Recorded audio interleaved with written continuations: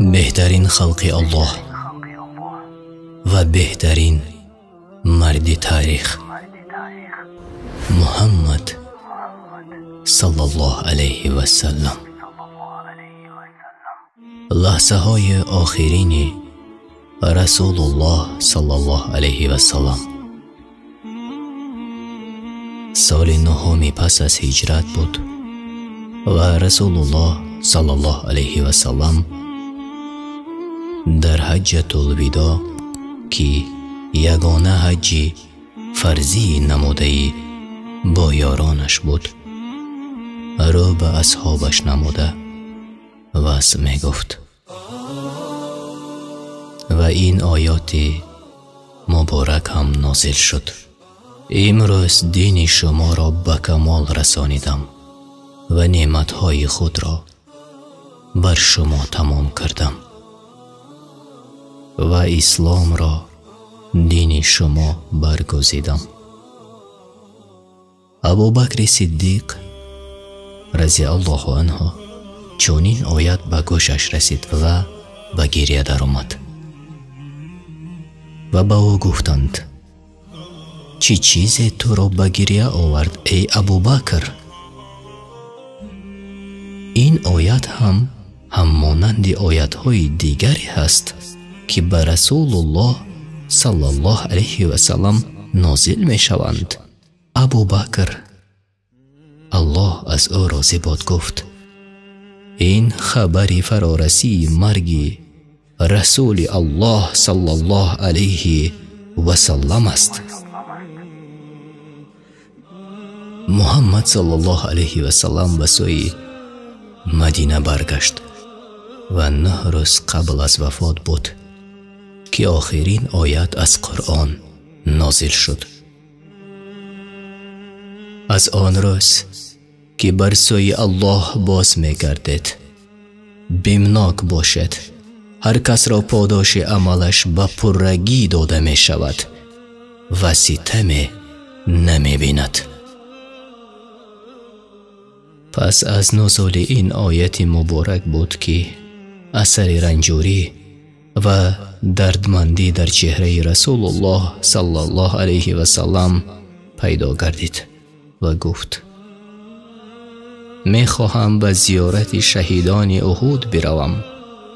صلی الله علیه و سلم به سوی آرامگاه شهید گشتگان غزوه احد رفت و بالای قبرهای یاران شهیدش ایستاد و گفت: سلام بر شما ای شهیدان احد، شما از ما سبقت کردید و ما هم با خواست الله به شما می پیوندیم و من هم به نزد شما می آیم. و چون او صلی الله علیه و سلم از نزد شهیدان احد باز می گشت، از چشمانش اشک جاری گشته به گریه آمد. یارانش گفتند: یا رسول الله، چه چیز شما را به گریه آورد؟ گفت: پزمان برادرانم شده ام. گفتند: آیا ما برادران تو نیستیم یا رسول الله صلی الله علیه و سلم؟ گفت: نه، شما صحابگان و یاران من هستید، اما برادرانم قومی هستند که پس از من می آیند و به من ایمان می آورند در حالی که مرا ندیدند. پس از گذشت 6 روز رنجوریش باز بیماری و دردمندیش بهتر گردید که آن زمان در خانه همسرش میمونه الله از او راضی باد بود و گفت: همسرانم را به نزدم بخوانید. همسران گرامیش همه گرد او صلی الله علیه و سلم جمع آمدند و از آنان خواست تا اگر ملال نباشد روزهای بیماریم در حجره همسری خردی عایشه الله از او راضی باد باشد. همسران همه گفتند: یا رسول الله، ما همه خواست تو را میپذیریم. محمد صلی الله علیه و سلم خواست از جایش برخیزد اما نتوانست. علی ابن ابو طالب به فضل ابن عباس الله از آنها راضی باشد. آمدند و رسول الله صلی الله علیه و سلم را از حجره همسرش میمونه به حجره عایشه، الله از آنها راضی باد، بردند. و صحابگان باری اول رسول الله صلی الله علیه و سلم را در چنین حالت می دیدند. همگان در مسجد جمع آمدند. یکی از دیگری با تعجب و با آوازی پست می پرسیدند که رسول الله صلی الله علیه و سلم را چی شده است؟ عرق از تن رسول الله صلی الله علیه و سلم جاری بود. عایشه رضی الله عنها میگوید در زندگیم کسی را ندیده بودم که با چنین شکل عرق از تنش روان باشد. من دست رسول الله صلی الله علیه و سلم را گرفته و با دست خودش رخسارش را می مولیدم، زیرا دست رسول الله صلی الله علیه و سلم از دست من خوبتر و پربرکت‌تر است. و او صلی الله علیه و سلم می گفت لا اله الا الله. مرگ دارای سقرات است. چون سخنان مهربانانه اصحاب در مسجد زیاد شد، رسول الله صلی الله علیه و سلم گفت چی خبر است؟ گفتند یا رسول الله برای تو در هراسند. رسول الله صلی الله علیه و سلم گفت مرا به نزد آنان برید و خواست خودش از جایش برخیزد به نزد آنان رود، اما دیدند که نمیتواند. سپس او را به مسجد آوردند. چون او را به منبر برداشتند، آخرین خطبه و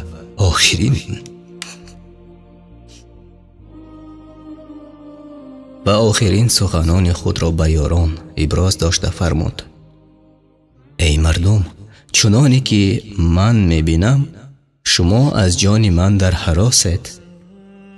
صحابگان گفتند بله همین گونه است یا رسول الله صلی الله علیه و سلم. پس او صلی الله علیه و سلم فرمود ای مردم، وعدگاه ما به شما در این دنیا نیست، بلکه در نزد حوض یعنی حوض کوثر است. سوگند به الله گویا چنان است که من از جایم حوض را می بینم. ای مردم، سوگند به الله من از آمدن فقر بر بالای شما ترس ندارم، اما آنچه که از آن ترس دارم دنیاداری است که شما برای دریافت آن مسابقه میکنید و همانند آنها که هلاک شدند هلاک میشوید. پس از آن رسول الله صلی الله علیه و سلم تکرار به تکرار می گفت شما را به الله قسم می دهم که نماز را هرگز ترک ننمایید. و فرمود ای مردم، درباره زنها از خدا بترسید. درباره زنها به شما توصیه نیک می فرمایم. این چنین فرمود الله بنده ای را از بندگان میان دنیا و آنچه که نزد اوست گذاشت و بنده آنچه را که نزد الله است برتر شمرد. رسول الله صلی الله علیه و سلم قبل از آن که از منبر پایان شود دعای برای مسلمانان نموده فرمود الله شما را در پناهش بدارد، الله شما را نگه دارد، الله شما را پیروز دارد، الله شما را پایدار دارد، الله شما را یاری دهد. و در پایان سخنش فرمود ای مردم، هر کسی از امتم را که تا روز قیامت از من پیروی میکند سلام و درود مرا بر او برسانید. بار دیگر رسول الله صلی الله علیه و سلم را خانه‌اش بردند. و چون از خواندن نماز هم ناتوان گردید فرمود و ابوبکر بگوید با مردم نماز بگذارد. عایشه رضی الله عنها گفت یا رسول الله، ابوبکر مردی دل نرم است و صدای پست دارد و وقتی قرآن میخواند زیاد گریه میکند. رسول الله صلی الله علیه و سلم فرمود باید با مردم نماز بگذارد. عایشه رضی الله عنها میگوید من دوباره سخنم را تکرار کردم، اما رسول الله صلی الله علیه و سلم فرمود شما زنها رقیق القلب یعنی دل نرم هستید، با او بگوید با مردم نماز بگذارد.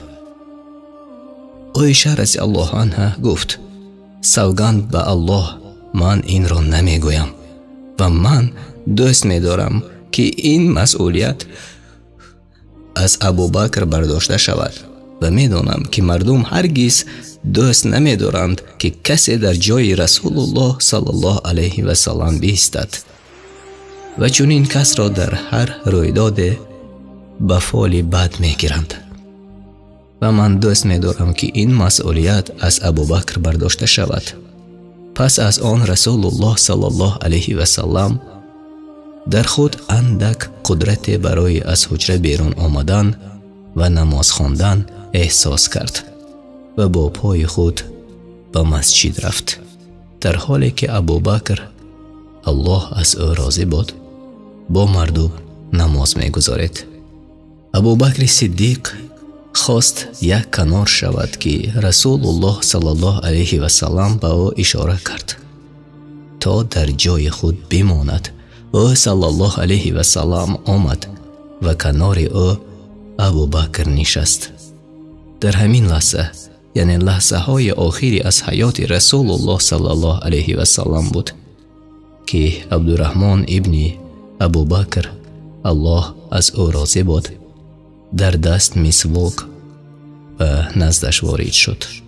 رسول الله صلی الله علیه و سلم به سوی مسواک می نگریست، اما از شدت بیماری نمی توانست بگوید مسواک را به من ده. عایشه رضی الله عنها درک نمود که او صلی الله علیه و سلم چی می خواهد و برای همین مسواک را از برادرش عبدالرحمن گرفت و در دهان رسول الله صلی الله علیه و سلم گذاشت. پس از آن دختر یگانش فاطمه الله از او راضی بود به نزد پدرش وارد گردید و اشک از چشمانش سرازیر شد، زیرا هرگاه دختری جگربندش به نزدش وارد می شد رسول الله صلی الله علیه و سلم از جایش برخاسته از پیشانیش بوسه می کرد. اما این دفعه حال صورت دیگری گرفته بود. رسول الله صلی الله علیه و سلم گفت به من نزدیک بشو ای فاطمه. رسول الله صلی الله علیه و سلم چیزی به گوش فاطمه گفت و گریه‌اش بیشتر گردید.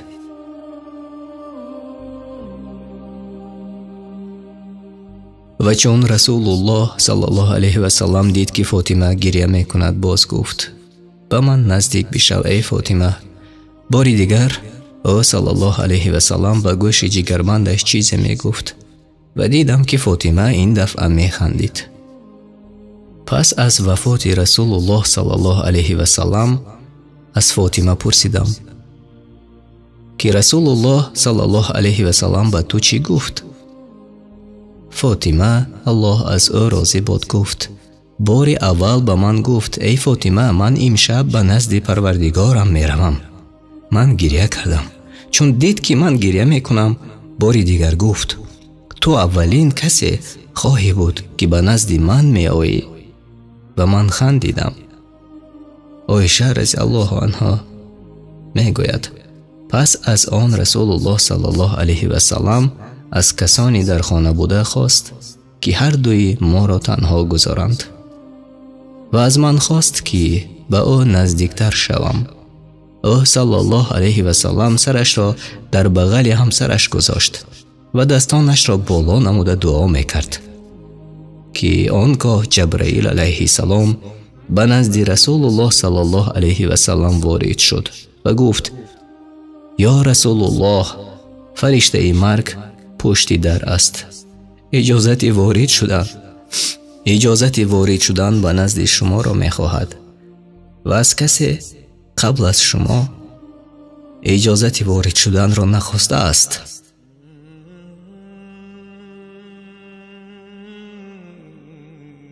محمد صلی الله علیه و سلم گفت: با او اجازه بده ای جبرائیل.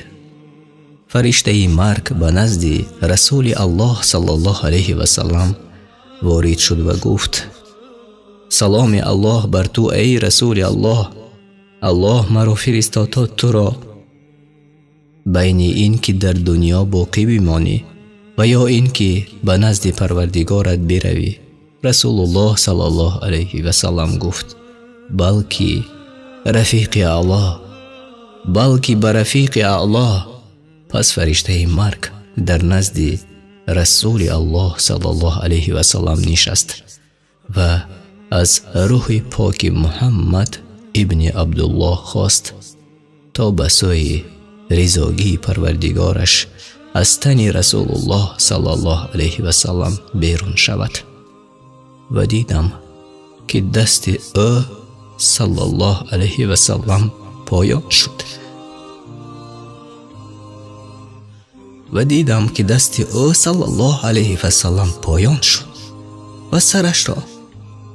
و سرش را در بغلم گذاشته بود. گران شد. این دم دانستم که جان به حق تسلیم نمود. از حیرت نمی دانستم چی کار کنم مگر اینکه در مسجد را باز کرده و فریاد زنم که رسول الله صلی الله علیه و سلم جان به جان آفرین سپرد. اینجا بود که مسجد همه به گریه آمد. علی ابن ابو طالب الله از او راضی بود از حیرت در جای خود نشست. عثمان ابن عفان به مانند کودکی گشت که از دستش به طرف چپ و طرف راست می کشیدند.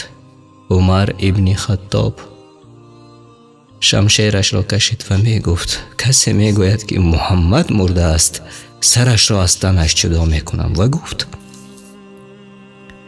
تنها او چون موسی علیه السلام که به ملاقات پروردگارش رفته بود، برای ملاقات رفته است و خواهد برگشت.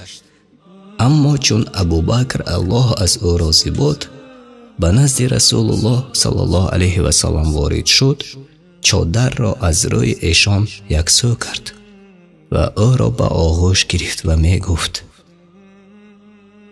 ای خلیل الله، ای صفی الله، ای حبیب الله،